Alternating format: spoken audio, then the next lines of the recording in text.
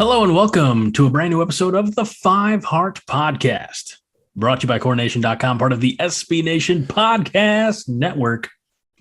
I'm your host, Greg Mahachko, joined as always by our founder, our fearless leader, and our friend, John Dam Johnston. Hi, Greg. How you doing? I'm glad you asked, John. This is how I'm doing. That's how I'm doing. And this it is the holidays, so go ahead and just ruin everybody's holidays, you drunken bastard. As recently as like a year and a half ago, wasn't that you ruining? Yeah, pretty holidays? Much. Yeah, for many years.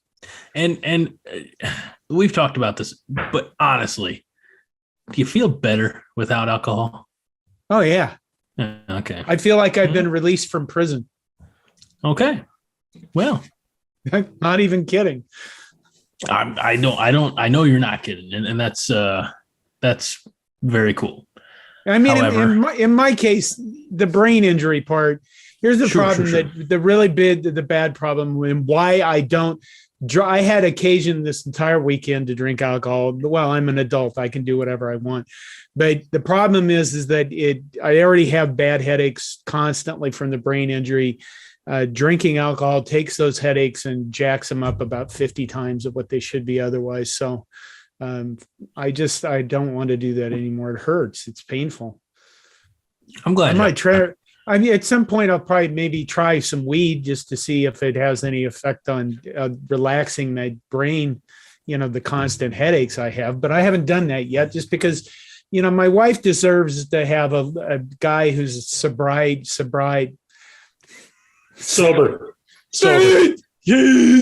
God, a guy who can speak. Maybe she'll get it in her next husband, but not this one. Well, with us again, as always, is it's Todd. I don't know. I didn't have any flashy introduction for him this time around, and I felt under the pressure because Todd's got some company with him as well, and they don't know me, they don't know my sense of humor, and they probably don't listen to the show if they're smart. So, Todd, introduce us to our special guest. Yeah, we'll go with that. I can do that. I'll tell you what, I'm out in Long Beach. Came out here for Thanksgiving. I've got relatives that live out here. My aunt and her husband and my two cousins and their families live out here. And so we all came out for Thanksgiving. And it's been fun. It's been a great time. Other than the fact that I felt like absolute shit yesterday and went in and got a COVID test. It's negative. But Todd, we don't use salty language on this show. Oh, I'm sorry. But anyway, I'm going to have my cousin come in the frame here. My cousin's name is Jason Garman. Jason, let me get this right. There we go. I like being like Jason Garman. Jason Garman. Yeah. Is that a stage name? Nobody has a name like that. I was going to ask, is that part of the Garmin GPS? Garmin GPS. Royalties and one vowel away from, but yeah, no, close. It's Todd's fault. He didn't spell your name when he introduced you. Jason he's an engineer with Amtrak and been working recently in the train yards in LA here, but he is a native Nebraskan. Good. And he is a diehard Nebraska fan. In fact, we all gathered around Saturday to watch the game, and there was a lot of hooting and hollering. And unfortunately, it didn't end up the way we all wanted it to. But nonetheless, Jason does pay attention to the podcast occasionally and follows up on the articles. And so anyway, I'm going to have him sit in tonight since Haas was not able to make it. Seeing as how this is. Welcome, Jason. Thank you. Thanks. I'm glad you mentioned Haas. I don't know if he'll listen to this, but we had established this, he and I, privately, like week 2 or 3 of the season. He wanted to come on specifically for the Iowa game and shit talk Iowa up and down. And I was all for it because it's Iowa hate week. And he had, after the Wisconsin game, he said in the group chat, the Coronation Slack chat room, he says, we still on to record Wednesday night and drink beers and bitch about Husker football. Yeah. And so I sent him a message. I say, we're shooting about 9:00. And he's like, oh, you're going to hate me. ... I'm in downtown Omaha. My friends decided to get together and throw me an early surprise birthday party. So, yes, Hoss, we do hate you. Well, we love you too, Hoss. I've never been on with Hoss. He was kind of like my hero. He was the only one, back in the day that I really agreed with all of his analysis and stuff because, Greg, listen, you're the arm candy. You're the one. You're the reason that people tune in. And I've been called a lot of things in my life, Todd, and a lot of them are true, but I've never been called arm candy. Well, so don't start. Once John joined, you were most definitely the face of the program. Sorry. I'm sorry to everybody watching on youtube.com/coronation. You deserve a better face. Oh, come now. What? I mean, what are they? Jason's camera isn't very clear. The camera there isn't very clear, but maybe, we could get a young guy to be the face of the program if you're going to just disavow yourself that much. Yeah. Hey, I've had this face my entire life. Trust me. It's a good thing. Okay. What are we doing? What are we doing? We're going off on your face. Let's go back to Nebraska sports.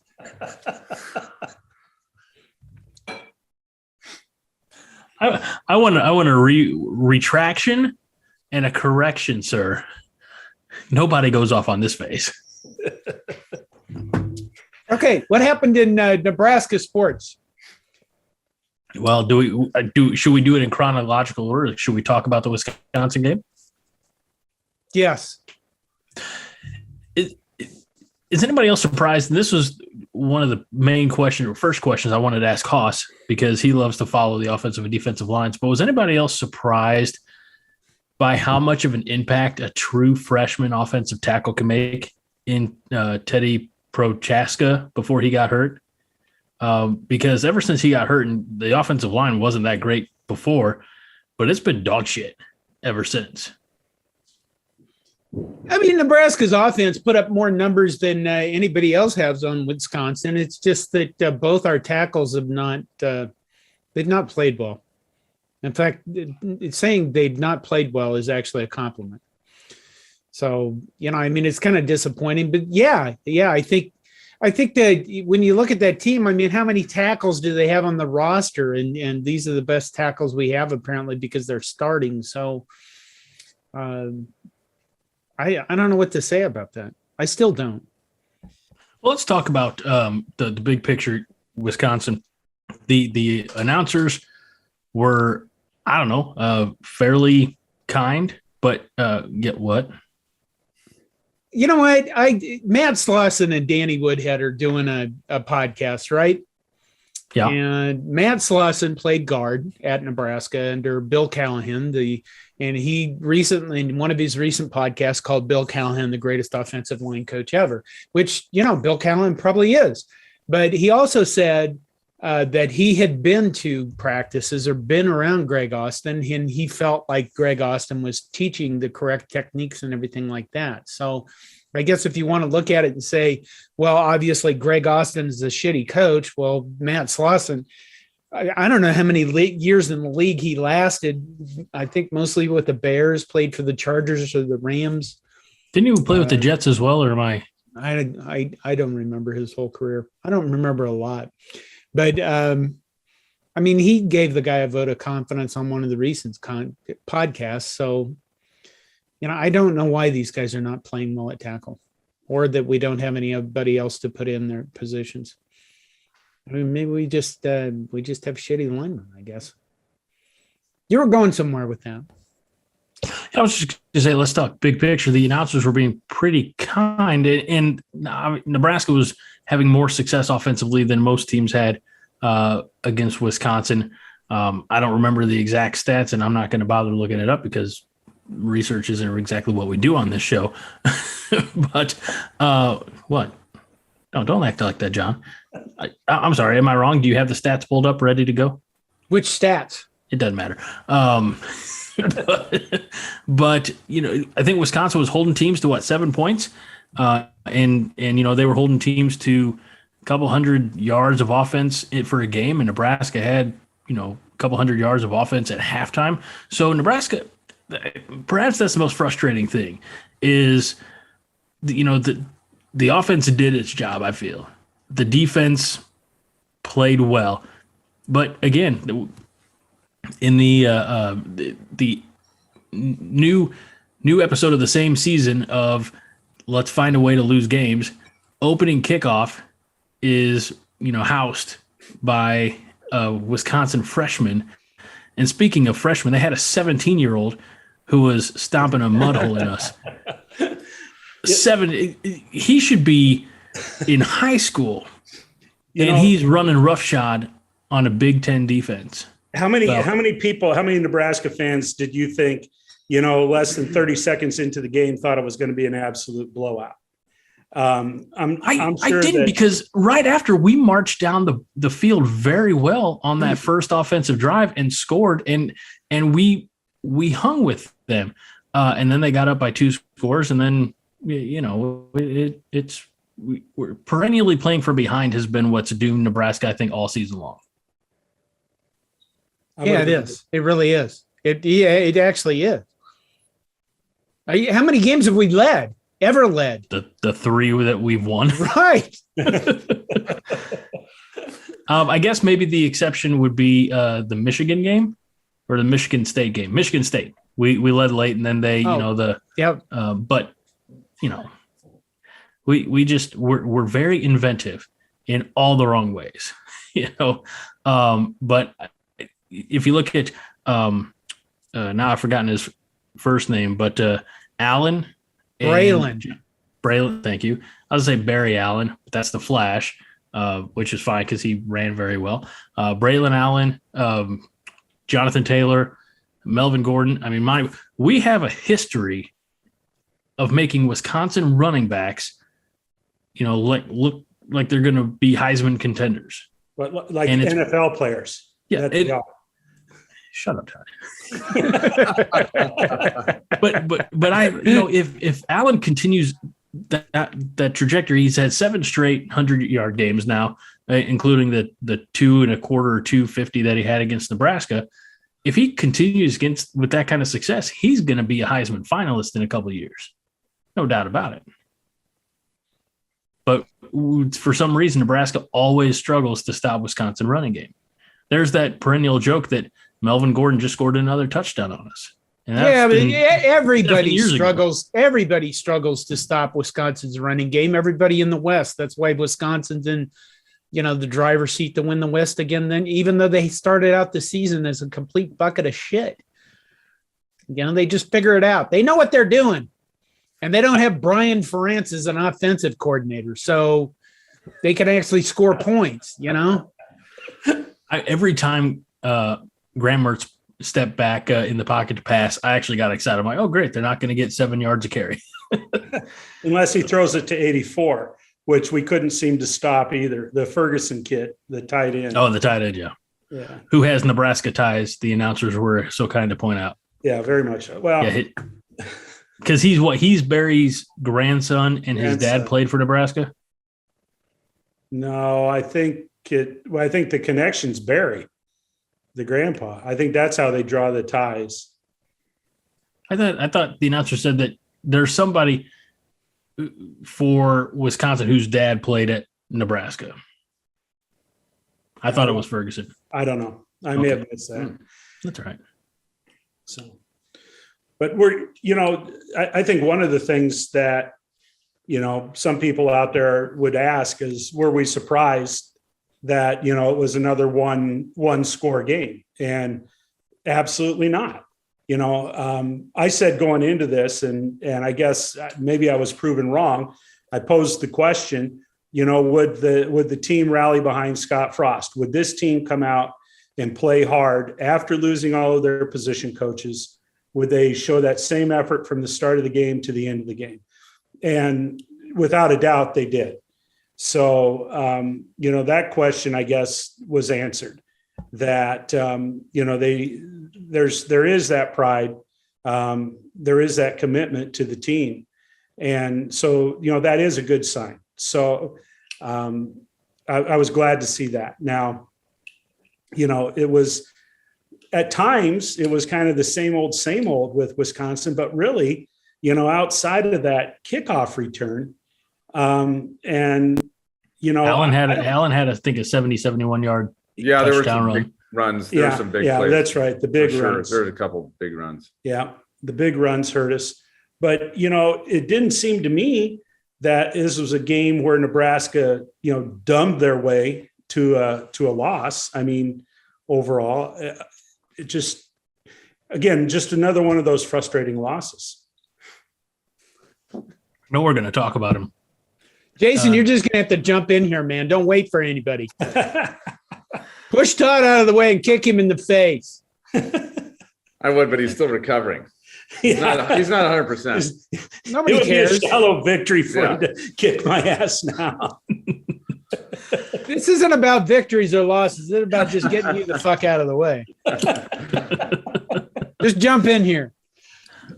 What do you think, Jason? What do you think cost us this game? This one score game? What cost us every single one score game? Come on. Huh? Come on. Can't get it done? No. Is that it? All of a sudden, when pressure comes on, that it's just a fold every time. Wet paper towel. We can't just break through and just come out strong with like that last play that makes it happen. Every time the last play becomes, never mind. I guess that was never going to happen in the first place. It looks like the same thing every time. We never feel good about going into that. Everybody's just crossing their fingers, going hope, hope, hope, instead of going, we're going to get this. We're going to get this. Never. Yeah, that is true. Ever. That's a great point. And I know his season's done, and maybe his career at Nebraska is done. We'll talk more about Adrian Martinez and his announcement here in a few minutes. But like we've talked, we trumpet Martinez around here. We love his attitude, seem to love his work ethic, don't always love his decision making, but we love his big play ability. I feel like in the most pressure situations, Jason, just like you're talking about, he's not a guy that can get it done. And the announcers referred to him accidentally so many times Saturday as Taylor Martinez that we actually saw one of those like old school off the back foot, like, those YOLO bomb arm punts that ended up in the turnover because it was just, left up there for anybody. And that's, we can't there. I felt in Saturday's game specifically, there were a lot of times where he's scrambling out of the pocket and he's looking for somebody downfield to run. And I'm like, or to throw it to. And he looked like he had space in front of him to get some positive yardage. I think he threw one away. He had I think it was a fourth down, or maybe I'm thinking. My problem is I watched the Huskers on Saturday. I watched the Steelers Sunday night. They were both equally disappointing, and in similar like one score fashions where Steelers were trying to come back late. So I might be getting my games crossed up here a little bit, but there are too many mental mistakes, too many errors in judgment. My biggest concern, and we can go and talk about it now, is Logan Smothers finished the first quarter, didn't come out for that last series before that, or Martinez didn't come out for that last series before the half. And now Logan is going to be our starting quarterback against Iowa. And I've been saying this, they talked about, in September, Martinez had a broken jaw and was eating through a straw. And we know about all the ailments. And he's still Frost's first choice. And they wait until the Iowa game to sit him for this shoulder injury. And I'm not saying, it's a suspect injury or anything like that, but like if a banged up, can't move his mouth, Adrian Martinez is still your best shot, then what's going on in the QB room? Greg, we haven't. Go ahead. No, I was going to say we haven't seen enough of Logan. I mean, he's had a few opportunities. He's done okay, but is he going to go out and lead the team to victory against a top 20 Iowa team? Well, I don't know, but you watched that Pittsburgh game and you saw that quarterback on the other side that when there's an opening, that's all that guy did was run 15, 20 yards to get it done every single time. And we didn't see that with Martinez when there was a chance to do that. And that's a big difference maker. And I think that may help us with Logan Smothers, that he may come out and actually run the ball when there's a place to go. Well, I think too, you're making a really good point there. And Smothers comes in, then immediately after the game, people are bitching that they just burnt Smothers' red shirt. Well, that's the way things go. But what was frustrating to me is then we learned after the game, a day later or whatever, that Martinez was hurt bad enough that he's going to require shoulder surgery. In the second half, I think he played his heart out in the second half like he always does. But he was noticeably, he could not put zip on some of those passes. And I'm with you, Greg. A banged up a banged up Adrian Peterson is a better option than Logan Smothers. I just look at Adrian Martinez. Adrian Martinez, sorry. but it bothers me. Now, that being said, what I read this week that Kirk Ferentz says, oh yeah, we were able to see just a little bit of tape on Logan Smothers. We got to watch him on YouTube when he was in junior high or something like that. So, I don't know, but what does it say about Frost? And I know that the head coach decision's not necessarily, the conversations, because he's not going anywhere, at least for another 12 months, probably. But you keep, and I know it's not the head injury. I think we talked about a few weeks ago at Michigan that was it Rich Rod trotted another Brady Hoke, I think. Brady Hoke. Okay, thank you. Trotted a QB back out there after he just been like hit, obliterated. And so it's not a head injury like that, but I feel like you have to take some responsibility as a coach, be like, you have an injury. You're not hurt. They always say you can play through, if you're hurt, get up and play. If you're injured, you're injured. But if his injury is bad enough that it's got to require surgery, that makes me, as much as the other on the field stuff that happens or play calling, things like that, if you're putting a guy out there who's clearly not 100%, that makes me question, your decision making as much as anything else. You know what it makes me question, Greg? What's that?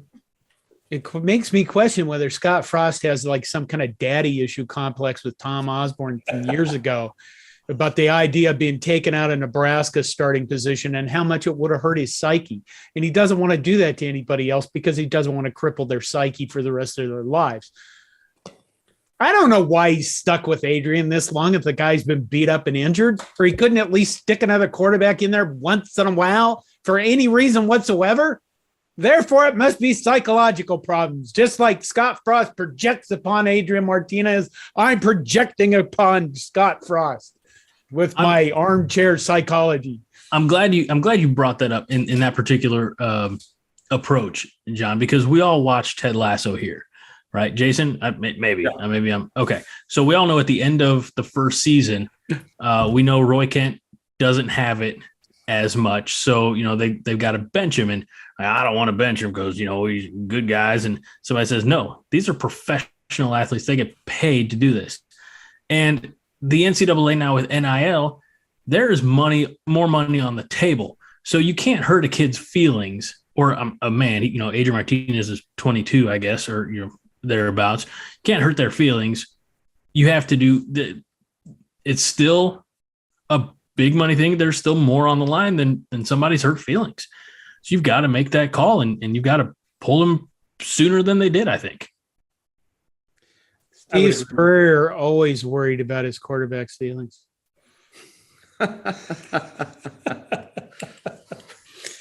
I guess, you search for reasons as to why Adrian played almost every down this season, and then you find that he's beat up. I mean, he was beat up at the end of last year. Even at the beginning of this year, Todd and I we talked about collectively, the fact that Adrian Martinez would have a difficult time getting through the season because he's be taking a lot of hits. And then you watch our offensive tackles continually give up, pressure and give up everything when they're pass blocking because they suck.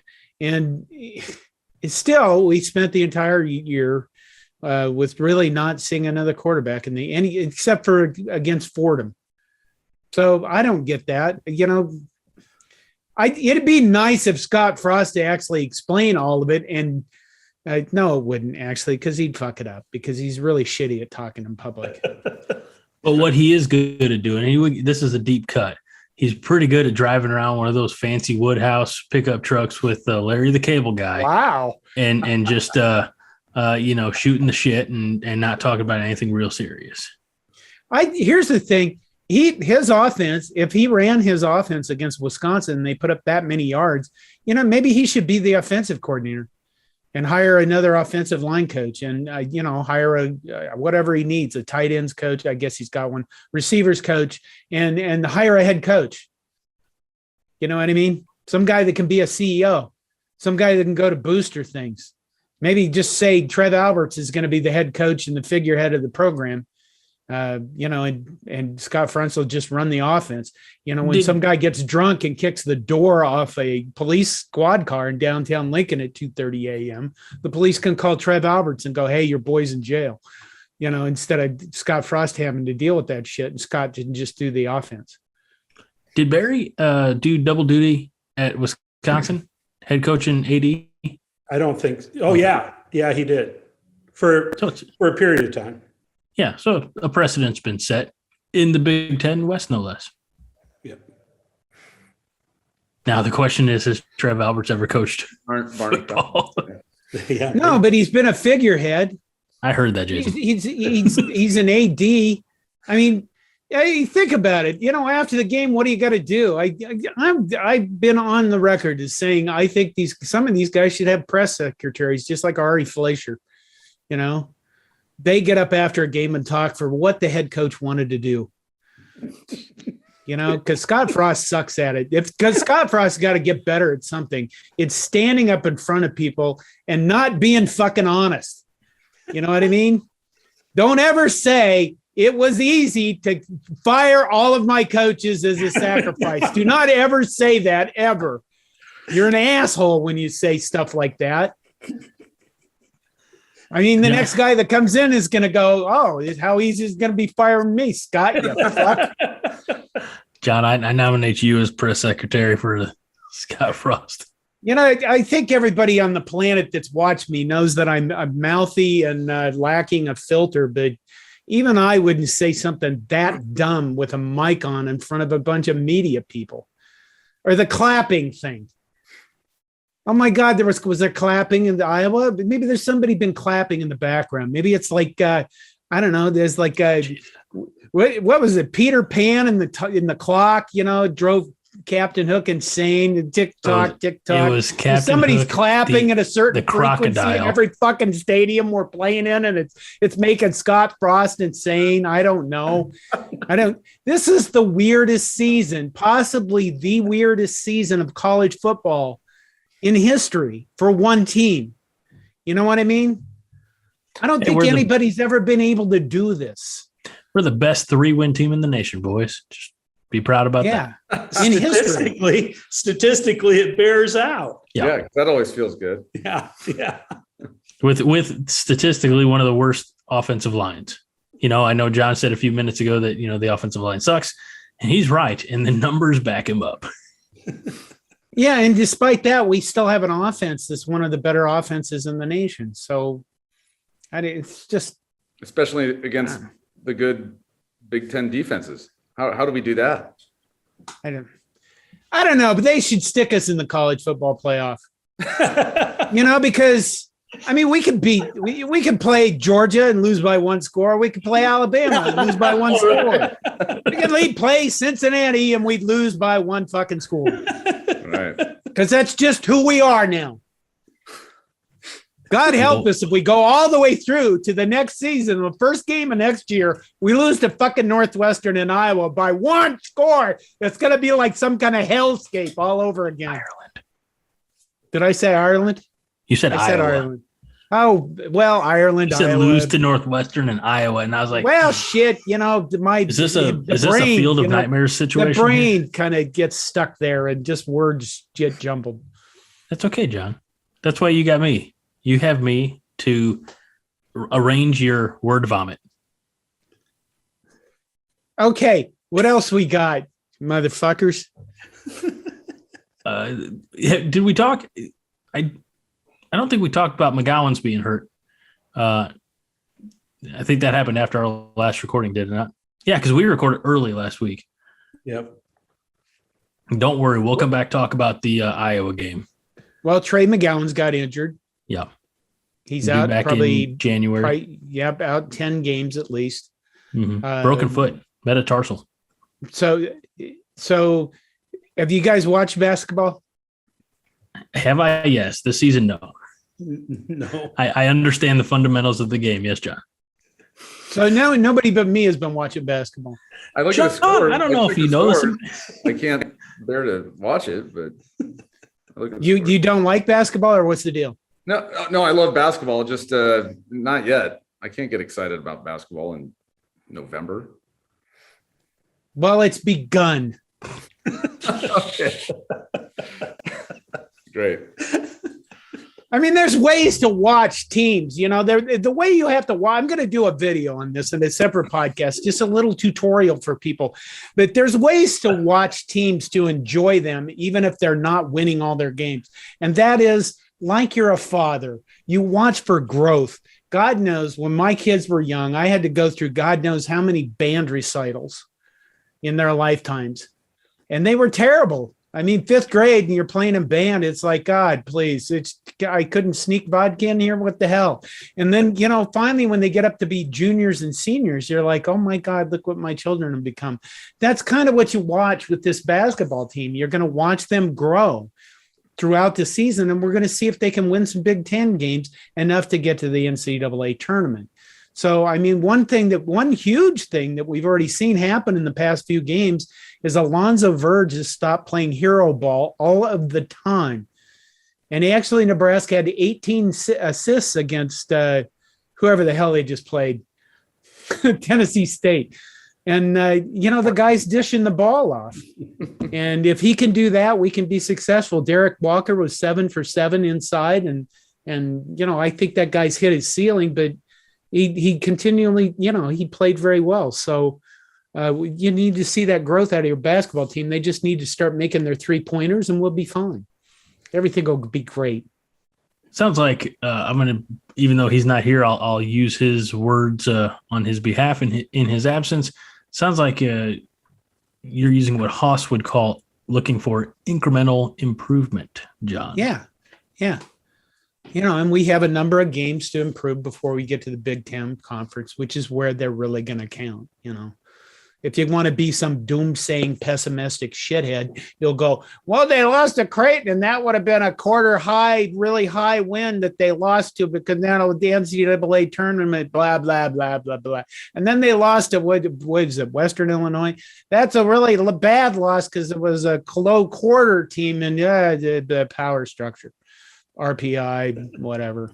You win the Big Ten, none of that stuff matters. Think about that. You win the Big Ten. We're not going to win the Big Ten. See, you are the problem. That's the problem. We don't have to win the Big Ten. This is a fucking football. All we have to do, what we have to do? We have to win our home games and maybe win one road game. That's what we have to do. In basketball, we're going to lose a lot of games, but you just want to win at home and maybe pick off one road game, like against Northwestern or somebody shitty. Well, at least now I know that I'm the problem. You are the problem. In the fan base, in my marriage. I didn't say anything about your marriage. You were the one that opened it up with the whole face thing early on. I know. But, hey, anybody who's ever seen a picture of me and my wife together knows I outkicked my coverage. So, do you know what Michigan State's home winning percentage is? For basketball? Basketball, yeah. No, in basketball. Do you know what it is? 78. 93. Well, it's somewhere between those. I think it's 86. Even Minnesota has like a 78% home winning percentage because playing basketball on the road is really just hell. Even Northwestern has like a 60% home winning percentage. So you just win your games at home, and pick off one on the road. Bam, you're in the NCAA tournament. It's just how many games have you taken in at PBA? 0. Okay, same. Guys? Not me. No. Okay. Not yet. Jason, I gave you a pass. I did watch the LMU UCLA game last night. I would love to go to a game at PBA, but I just have not been able to. It's never fits. Greg? You should ask for media credentials. Yeah, that they don't get them to me there. I went to one Nebraska basketball game my entire life. And that was the year before I enrolled at the University of Nebraska. My freshman year in college, I went to the University of Montana. I came home to Lincoln on winter break. Montana played at the University of Nebraska, and I knew some of the basketball players from Montana. Oh, yeah, there's like 40 people in that school. I'm sure you knew a lot of people. Exactly. I knew all of them. And so I didn't know Samari Toure, who's from the University of Montana. Yeah, but 80 years later than you were there. But no, I went and watched Montana play Nebraska in a basketball game. That's the only game I ever went to. I'm not a big basketball fan. I went and saw Nebraska play Illinois in Champaign. It was the Tim Miles, Teran Petaway era. And Nebraska played them close and lost. So that's the extent of my basketball conversation. That's why there's another show on Coronation called Bangerangs and Daggers. When does that show air? Every fourth month? Well, whatever. But I understand they're not the flagship podcast. They're not. They puff their chest out from time to time, but we smack them down each and every week. While we're talking about winter activities, Todd, anything you want to talk about regarding Husker wrestling? Well, you followed the Grapplers quite a bit. The Grapplers have started their season. They did wrestle up in South Dakota this weekend in the Daktronics Open, which is, one of the many opening tournaments to the season. And they don't keep team score. And the reason for that is without keeping team score, you can wrestle unattached wrestlers. So, you can basically take everybody in your room. Nebraska did okay. Mikey Labriola won at 174. Was a little bit surprised that Taylor Venz got beat. I think he got beat by Marcus Coleman from Iowa State in the semis, but he at 184, he ended up getting third. And then, I can't think of the name. 197-pounder from Nebraska won it, and it wasn't Schultz. It was their number 2 guy won it 197, and then Nebraska also won at 285. The big match of the whole tournament, though, was Peyton Robb wrestled defending national champion David Carr at 157 pounds in the finals. Carr had a 1-point victory towards the end of the match against Robb, but from what I read, that was a really, really good match. So I watched him wrestle a duel the other night against North Carolina. Won that handily, I believe, right? Yeah, they won it handily. But the biggie there was my favorite Husker wrestler, Ridge Kiley, excuse me. He knocked off defending national champion Austin O'Connor. And that was no, let me back up. Peyton Robb knocked off defending national champion Austin O'Connor. So that was a huge win for Peyton Robb. And he's the one who wrestled in the under 23 world championships last month. So exciting stuff, exciting start for the season. Still have to figure out a few weight classes, who's going to fill in there, but it'll be interesting to see. So that's what I've always appreciated about, wrestling is you want to figure out who's going to be your number one. You tell the two guys, in competition, go get on the mat and figure it out. It's much cleaner, or at least from the outside looking in. And maybe in some programs there's politics or nepotism, depending on, whatever it is. But you would think that it's all right. We've got two guys, go have a wrestle off. Winner's going to be going out there Tuesday night, whatever it is. Yep. Yeah. I got I got a DM from Yoshi today. Jamarcus Hardrick. He was named to the CFL, Canadian Football League, Western All-Star team again, and his team is one win away from the championship. So I think I'll do a bit on watching Yoshi playing the Canadian Football League playoffs, because CFL is kind of weird and fun, and Yoshi is doing well. So congratulations to him for the award. And we appreciate Yoshi here because of he spent some of his offseason last year with you, John, doing the Yoshi show. So maybe when they get to the offseason, we'll see a return of that. I hope so. Yeah, seems like a good guy. I always enjoyed his perspective on things. And again, you think that it's not been that terribly far, in the back, but he was on the roster for the last year in the Big 12, and certainly, the beginning in the Big 10. So he had a little bit of a taste of both worlds. Sometimes it feels like the Big 12 wasn't that long ago, and sometimes probably because we've been kind of horrible the last decade, it seems like the Big 12 years were, eons ago. So I always enjoy his perspective and in your conversations with him, John. So hopefully Yosh does a great, and the Winnipeg Bombers kick ass, and then maybe in the offseason he'll make some time for coordination again. Yeah, I think one of the things that I really got out of talking to him was just how much the game is so much mental, these guys beating each other up, and how hard it is. I mean, if you're playing a tackle and a guy's kicking your ass, you still have to play a tackle. It's not like you can go, well, fuck, I'm losing, so I'm just going to quit now. You know what I mean? You don't get a walk off the field. You have to block that guy the rest of the game. And there's just a lot of the one-on-one or the tiny little mental warrior stuff that goes on in the game that Yoshi would talk about, that I don't think anybody really understands. Honestly, I don't think anybody really cares. We just look at these guys and go, play better, you fucking robot. Come on. Well, there's a little bit of that too. I know I beat up Bryce Benhart, and I'm sure that Bryce Benhart someday is going to walk up to me and go, hey, you fuck. And then, probably won't be after a game in Minnesota. I guess not.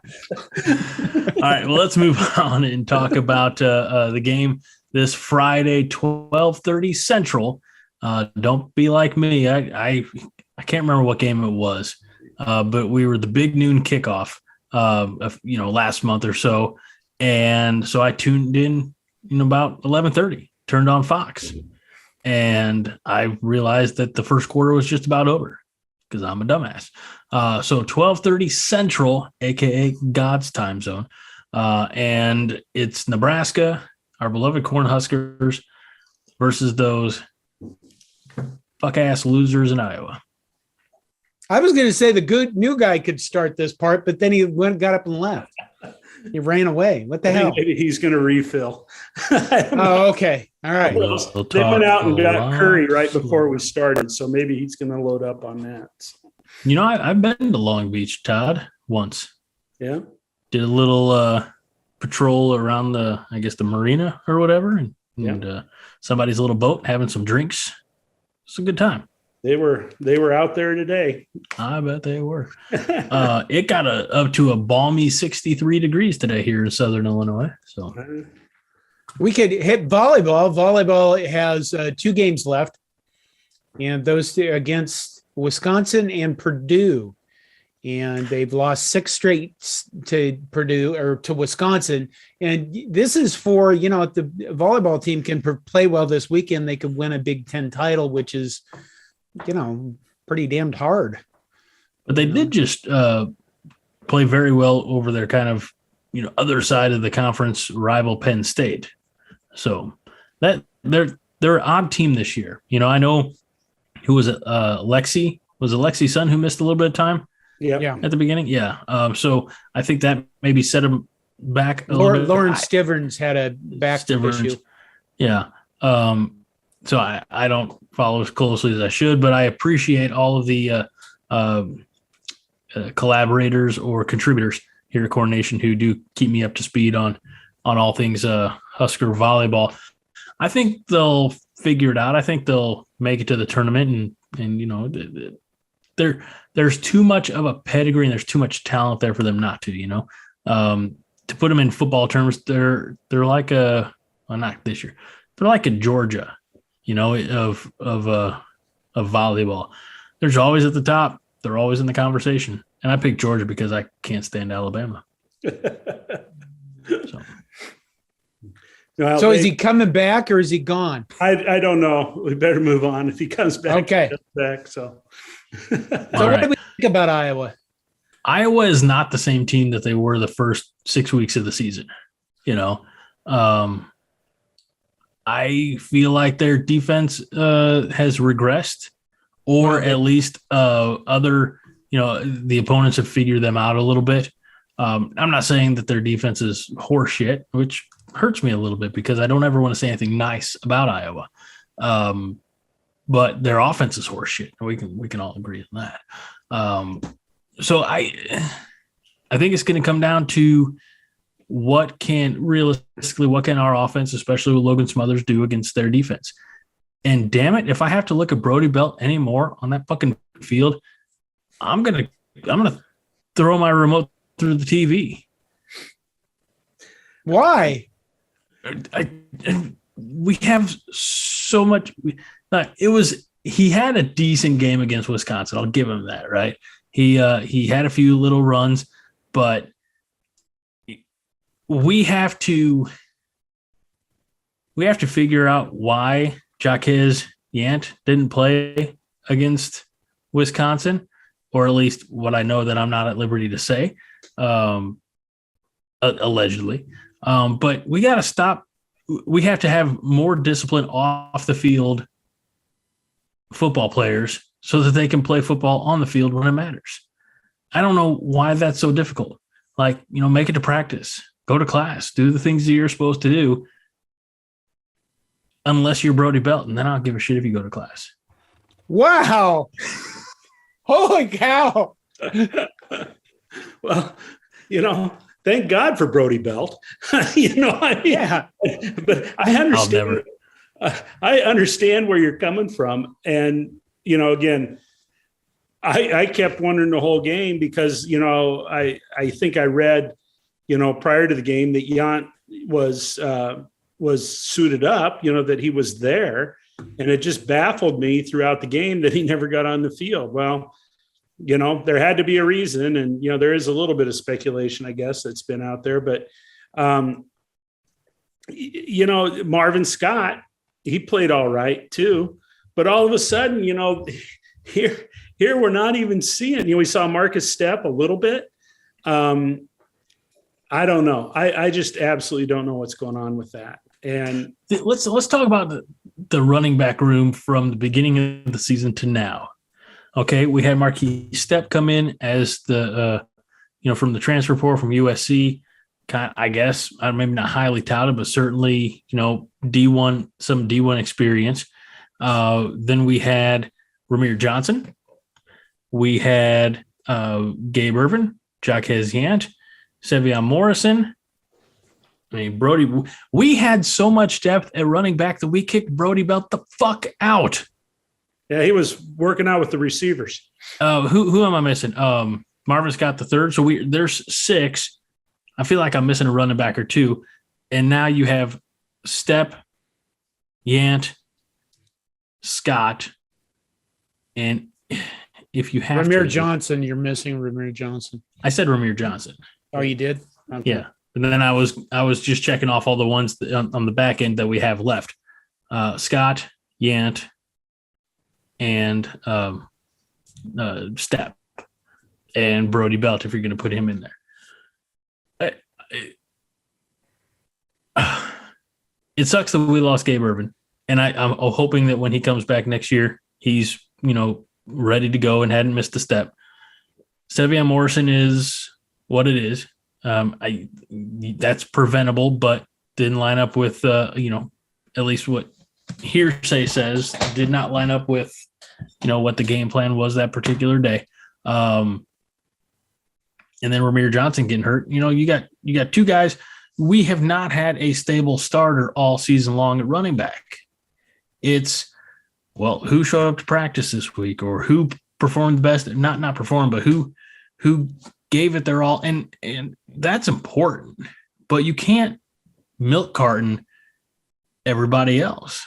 It's, you can get there can be a targeting penalty, and we all know how much bullshit that is, but you only miss half a game, so it's like, you still get to come back and play in the third quarter. Why are Scott's punishment so draconian and excessive that he can't, that he's just, nope, for whatever reason, this guy's benched the entire game. Like, I'm trying to figure out. He is trying to build a culture. I swear to God, I've heard build a culture for 4 years now, and I'm fucking sick of it. Here's the thing. He had to take this over from a coach who didn't do anything about disciplining these players, and he's had to enforce this stuff. I guess from my standpoint, I look at it and go, in today's football, this is true for all of football forever. If you don't have 4 running backs at the beginning of the season that are going to play football, you're probably not going to make it through the year. I mean, Minnesota was down to their 4th string guy, Bucky Irvin. How many guys did Wisconsin lose? Because the 17-year-old Braylon Allen certainly wasn't their first or second choice. Jalen Berger left their team, got dismissed. Nobody knows why. Did I hear that Braylon Allen was only like his second or third start when they played against Nebraska? I mean, he has 17. Yeah, right. But he had strung together 600-yard rushing games before that and wasn't even the starter. So, but. And I agree. I'm not saying that any of these players should walk all over the coaches, be disrespect, the teammates, and get away with it. I'm just saying at some point they shouldn't, just do what is asked and or expected of you, and obviously you can't control an injury. So, I'm not like the Gabe Irvins or the Ramir Johnsons. Adrian Martinez is, he's in a different conversation, so to speak, but just how difficult is it to go to practice, or, it's like coach to players, like any other relationship, there has to be communication, so you have to say, you have to talk, you have to text, you have to look longingly into each other's eyes. I don't give a shit. But what? Yes, here's the deal, though, and this kind of goes back to one of the fundamental things that I said a long time ago. You gotta, if you're going to win, you're going to have disciplined individuals playing the game, and that includes on and off the field. Why didn't Jacques Yant? Why didn't he get a scholarship? Why was he a walk-on player? And it has a lot to do apparently with his attitude about things, and. Here you have a kid that apparently is oblivious to the concept of commitment to the team and doing what he needs to do. Apparently, at some point in his life, he was told everything's just fine. Everything will work. There's a sense of entitlement sometimes that happens, and he was able to slide by. Apparently, I don't know what his life story is, but my God, you got a kid who has shown that he can perform, and I've heard different stories. And if any of them are true about him, he ought to feel lucky that he's still on the team, to be honest with you. You can't have those you can't depend upon those kind of people. You can't put yourself in a situation where you depend upon those kind of people. I don't disagree. I think that this problem either gets fixed and remedied, or he goes and finds a new school to play at, where maybe the expectations are a little lower or the rules are a little more lax. And that's a shame. I hate saying that because, he's a Husker, but I don't always necessarily subscribe to the mentality of once a Husker, always a Husker. If you are with the Huskers through and then you retire or you get drafted or you're not good enough to, you retire out of, lack of options, then, that's fine. But if you don't have what it takes, or if you leave, you just go fuck off and transfer portal out or whatever, or quit, then I remove your Husker for life placard, that's so I want it to work out for him. Again, like you, Todd, I don't know really any of his situation. I don't know any of his life story, any of the hardships or whatever he might have faced growing up. But if you're are you going to go somewhere else? You're not going to go to Alabama and get away with this stuff. You're not going to go to Ohio State or Oklahoma. You might be able to go to Miami and get away with this stuff because Miami they don't give a fuck. But he could go to a MAC team. Yeah. Okay. But where's he going to go that's going to elevate his profile, and have lax rules? You know what I mean? He's got, based on what limited sample size we've seen of him, I think he's got some potential, next level potential. If he continues to develop as a person and as a player. But you're not going to necessarily go to a MAC school or the Sun Belt and be able to possibly get that spotlight on you. Now, maybe you will because you'll be the biggest fish in a small pond, but do you want to be the biggest fish in a small pond, or do you want to be in the Big Ten, SEC, ACC, type of environment where every Saturday camera crews are there watching your team play? Again, I promise I didn't mean for this to go off on a rant. I know that's not this what Brody Belt like. thing really really bothers you. We ain't talking Brody Belt looks somewhat like Rex Burkhead to me. You take that fucking back, John. No, he does. He just looks like a guy that's going to get yardage. Give me the ball and I'm going to get yardage, however I do it. Oh, I'm not going to put him in that category. I will give him credit, though. He did, most of his runs were for plus yardage. I can't deny that. But, and he had a decent game. I just think it really throws up a lot of question marks that's what it came to. So that is what I'm saying. My issue is not with Brody Belt, the person, or even it's more Brody Belt, the football player. And it's more on the coaching side. It's, how have we, this is going to sound bad. So how have we fallen to the point where Brody Belt is the viable option?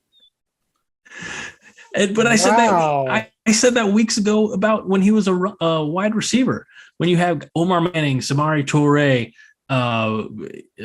Xavier Betts, Austin Allen, Vokalek, you've got a lot of talent. And why is 5'3" Brody Belt out there running in the slot?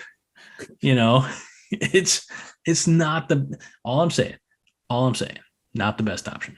You're going to go tonight. You're going to go to bed tonight and have dreams about the end of your life. And it's going to be Brody Belt meeting you in a bar somewhere. Go, hey, dude. I remember your face. It is the face of the podcast, unfortunately. Okay. And when that happens, when Brody Belt meets me in a bar, I'm going to be like I am with my 5-year-old. I'm going to put my palm on his forehead, and he's going to swing wildly underneath my outstretched arm. And Okay, Iowa's defense is not what they were earlier in the season. Hold on. Time out. I just want to say, clear the air. This is all for entertainment. Okay. I'm sure Brody Belt's a nice guy.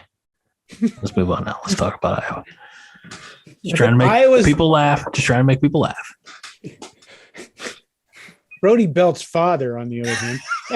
But Iowa's defense is not what they were earlier in the season because they've had agave injuries, including God dang it, now you did all this shit and I forgot who it was. Miller, the defensive back. He was the guy tied for interceptions in the Big Ten with Deontay Williams. Roby Miller, they've lost a number of players off their defense. So they are not the defense they were earlier in the season. But how is Logan Smothers going to do? That's a great question. And when Vegas first opened up the odds, they had Nebraska as a 4-point favorite. And then the news that Martinez was going to have shoulder surgery, season was done, and Logan Smothers was going to be playing. I have not checked the odds since then. Does anybody know where the line is on that game right now? 1 point. Yep. Okay. Nebraska's a 1-point favorite. I didn't know if we were holding up one, be like, hold on, let me check, or it was one. So perfect. We are a 1-point favorite over a 9-2 team. I think it shocked a lot of people that we opened up as a 4-point favorite over a 9-2 team. Oh, jeez. Shocked me. Well, the other thing that needs to be mentioned, and I watched a little bit of Iowa, unfortunately, off and on over the season. Their special teams have won ball games for them. Their special teams are very good. So if you want to find a difference in this game where there's a definite advantage for Iowa, it's going to be there. And we have found every possible way to screw up with special teams.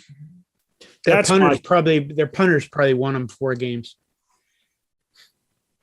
That's where we just decided, I guess we wouldn't even pay attention to special teams this entire season. There's your 1-score losses. So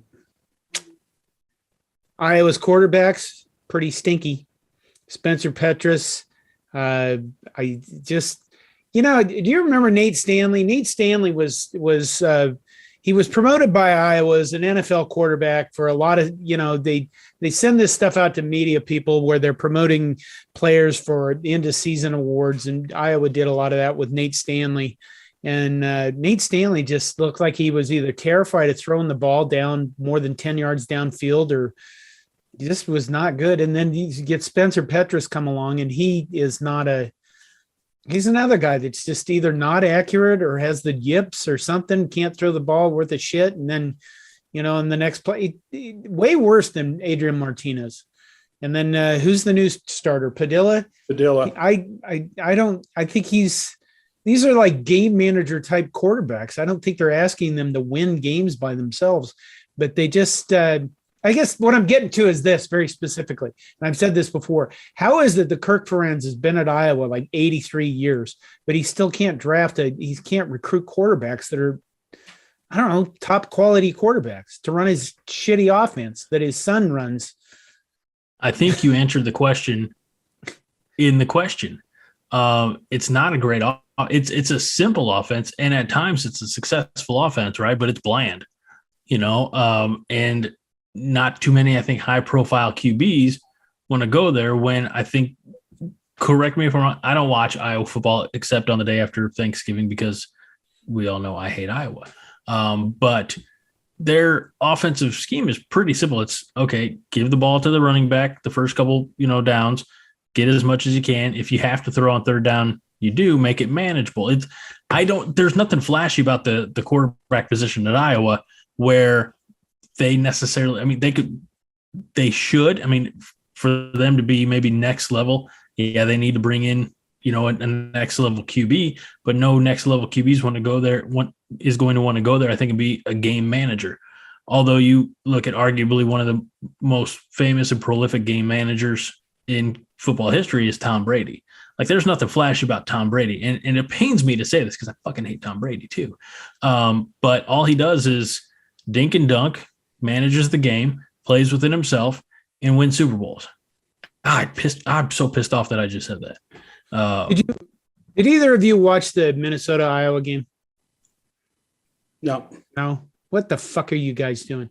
Anyway, in the end of the game, Minnesota is down by like one score, and Minnesota goes for it. I don't know, fourth down on their own, like deep within their own territory.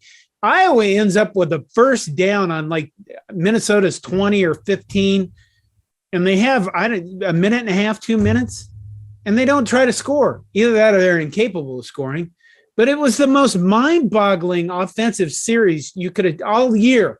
And they couldn't score, didn't try to score. They weren't really aggressive about it, and they were happy enough to kick a field goal from like the 3-yard line and give Minnesota the ball back with like 40 seconds left.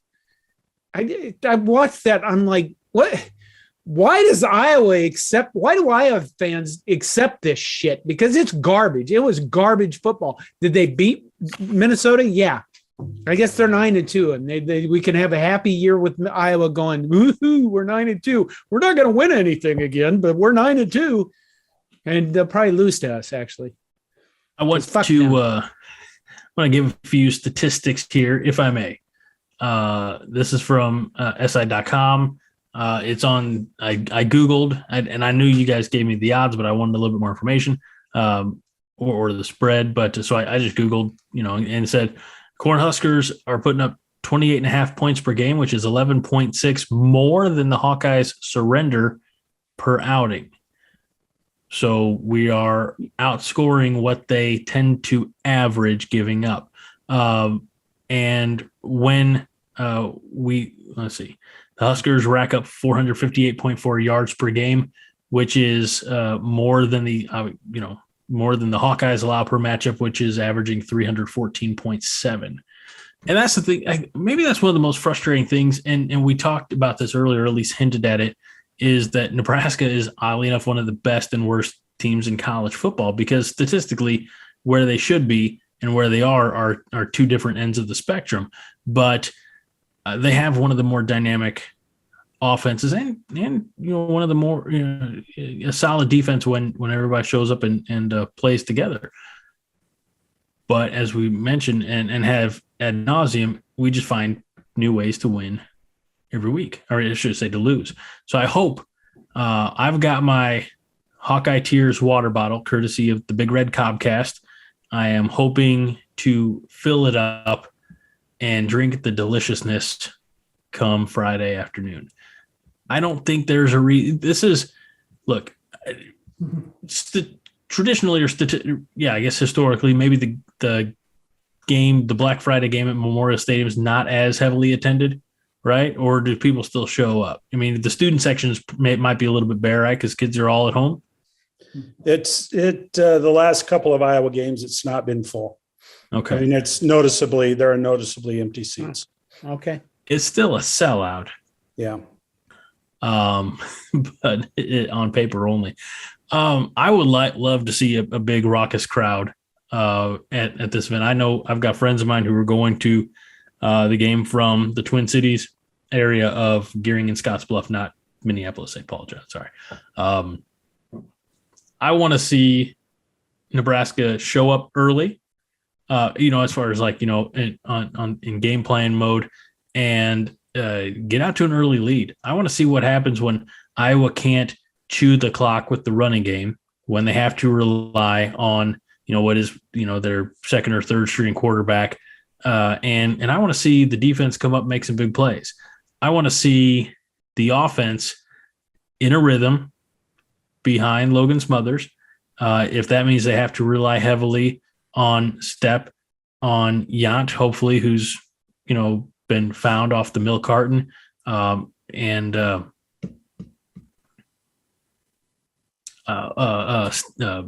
Marvin Scott, and if necessary, Brody Belt also, whatever it takes to get the W. We have not beaten Iowa since the Bo Pelini era. Isn't that atrocious? Very frustrating.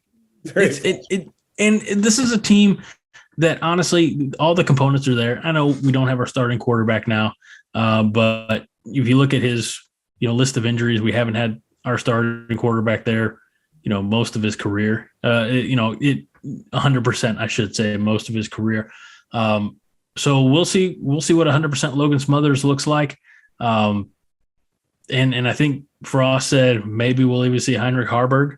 That'd be interesting. That'd be a decision. All right. Throwing a true freshman in there, but whatever it takes to get the W. Let's I only want to see one thing. I want to see Logan Smothers as a quarterback who isn't afraid to score. That's it. That's all I want to see. Because when I watch Adrian Martinez play, I see him get to the 20-yard line and fuck everything up. He did this he did this in Ohio State where he couldn't hit a guy open on 3rd and 4. He did this against Wisconsin where he couldn't hit a guy when he was in the red zone because he got excited as a 4th-year starter and overthrew him. He missed Austin Allen early in a route when the guy was open because he couldn't make a decision early. Mm-hmm. I get that he's under pressure, but he waits 5 seconds to make his fucking decisions. So what I want to see is Logan Smothers go back, and if he throws a couple interceptions, whatever, he's probably going to be the future if he sticks around. And quite frankly, I'm not 100% sure why he would, unless he's like, well, once I'm the starter, I'll be playing every snap for the rest of my life in Nebraska, because that's how it goes here, because Scott Frost got daddy issues. So, wow. I'm even more full of shit than normal. But that's really what I'd like to see. I'd like to see Logan Smothers play with, like Scott Frost says, without fear, and connect with passes to Austin Allen for 150 yards and 3 touchdowns. You can't connect for a pass for 150 yards, John. The field's only 100 yards. He can connect. He can.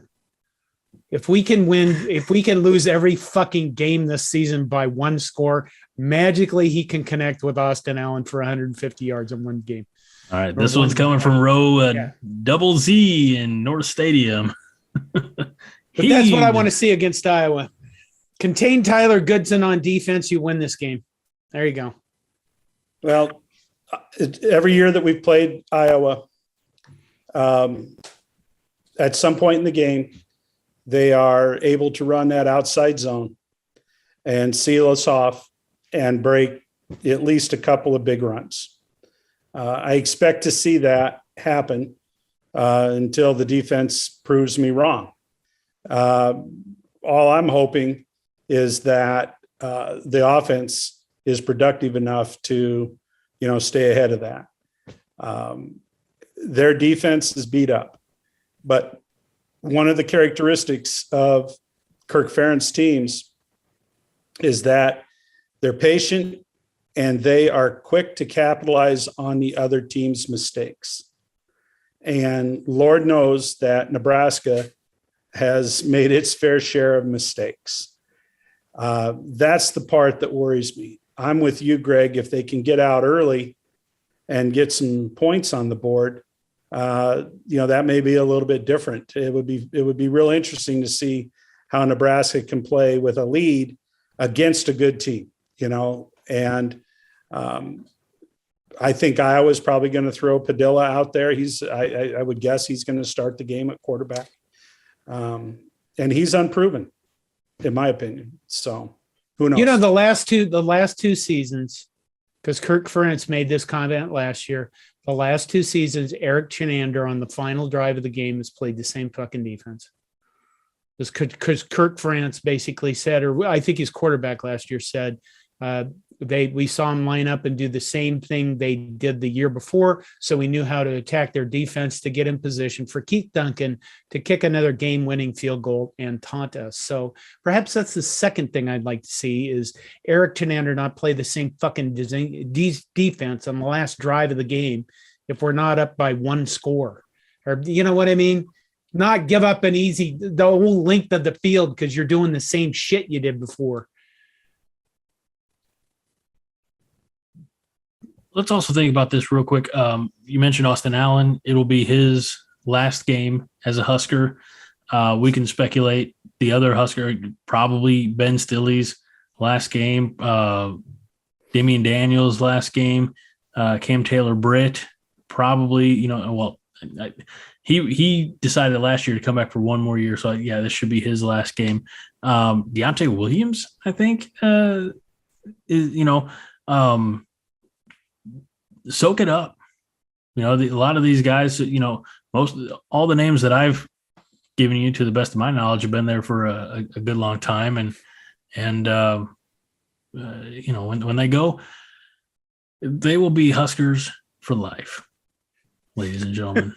So let them have a day on senior day that's unlike any other. Be the first group of seniors since 2014, if I'm doing my math right, to beat Iowa. Because are we doing predictions? Yeah.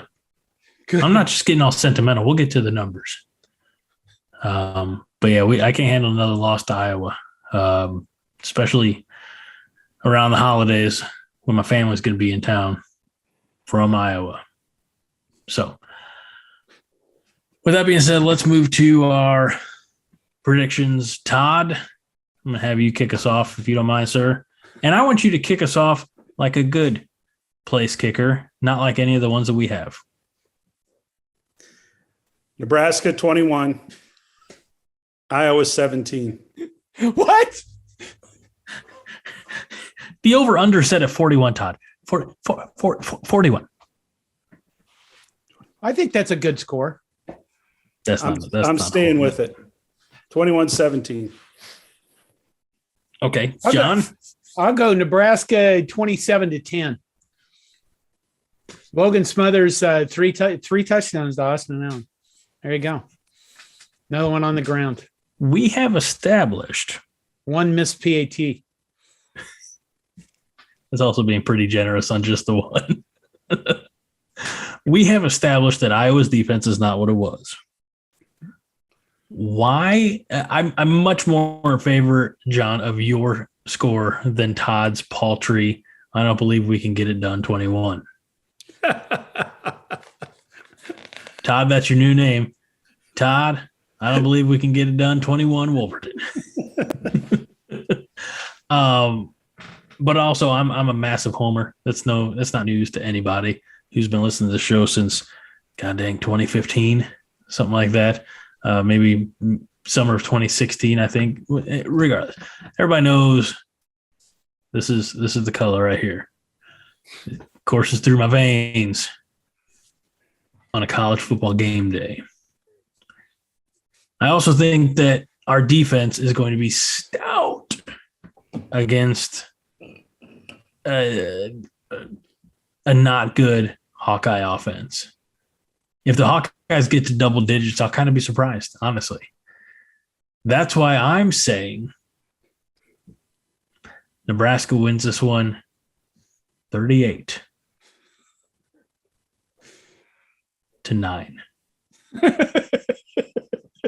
Okay, well, whatever. I'm taking the over. I'm taking the over. Whew. I mean, honestly, I don't care if we win by.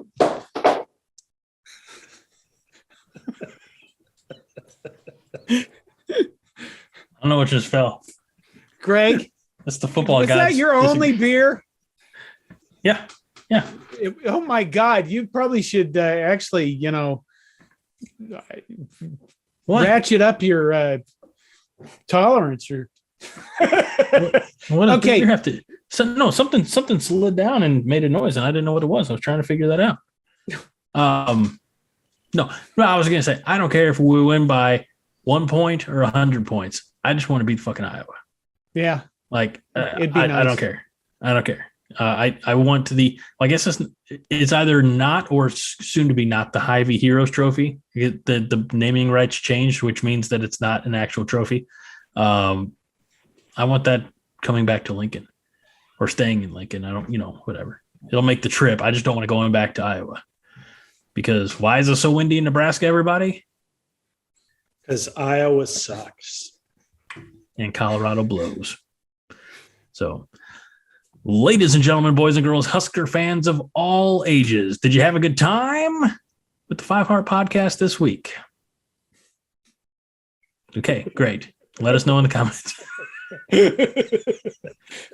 Honestly, sometimes I just get really ridiculous just to get you to pop like that, John. It's my goal to make you laugh. Oh my God. I keep thinking this is a movie that's not ending. These are how a lot of my phone conversations go. Don't you have to do another one after this? I do. And I got to warm up some wild turkey for that because this is the Wednesday before Thanksgiving. So it's the annual turkey before turkey. There you go. So I'm really not looking forward to that. I'm actually delaying that by talking with you guys a little bit more. How's everything going with you guys? Everything. How's California, Todd? No, let's get out of here. For Todd Wolverton, for John Dam Johnston, I'm Greg Mahochko. This is the 5 Heart Podcast, where we remind you this and every week that 5 Heart is all the heart you need. John? Go Big Red! Beat Iowa! Todd? I second that. And a very happy Thanksgiving to you all.